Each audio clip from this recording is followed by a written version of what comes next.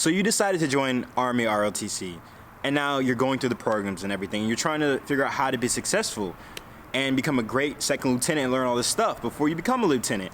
So some of the main things that I feel like cadets struggle with is they don't understand how to deal with toxic leadership. They don't understand how to just deal with a leader that they just don't like how they're leading. You can be a great leader and someone might not like your leadership style. And number 3, they just don't realize where they're going to, and they don't see they're just looking at a 5-meter target. They're not looking at the 300-meter target. They're not looking at the future that far in the future. So that's what we're going to talk about today. So I'm going to start with number 3, and that's looking towards the future, and it kind of goes hand in hand with number 2. So whenever you're dealing with someone who is a toxic leader, in your opinion, they might not be, but just the way that they're coming off on you, you got to realize why you joined Army ROTC. You got to realize why you're doing this. And you're doing this to become a second lieutenant in the United States Army and to lead America's men and women. You need to realize that this is a short-term thing, and you need to get what you need to get. That's the great thing about the military. For the most part, you're going to be somewhere for 2 to 4 years at that duty station, unless you just love it for some reason they need you there. But you're going to keep on moving, and having all these different leaders helps you progress as a person and even as a leader.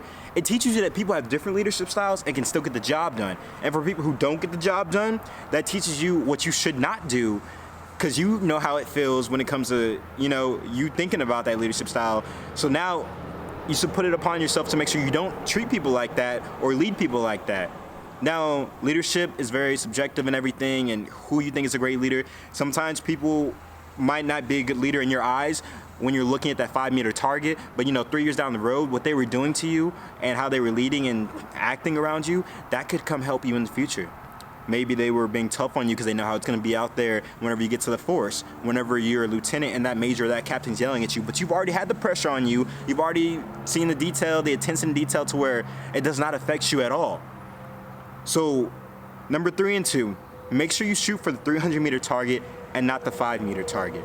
Make sure you're looking towards the future and you ask yourself, why are they leading like this? Or ask your cadre, like, hey, what do you think about so-and-so? Like, I'm really trying to figure out, like, what the leadership style is like and, what the purpose is for. Because I would like to know, because I know that there has to be some kind of reasoning. Most of the time there is. And then to number 1. And I guess there was no number 1 at all. So with that being said, guys, if you like this video, if you like my content and everything, subscribe, comment, like, so I can keep on putting out more military videos. If there's more military videos you want me to do, just let me know.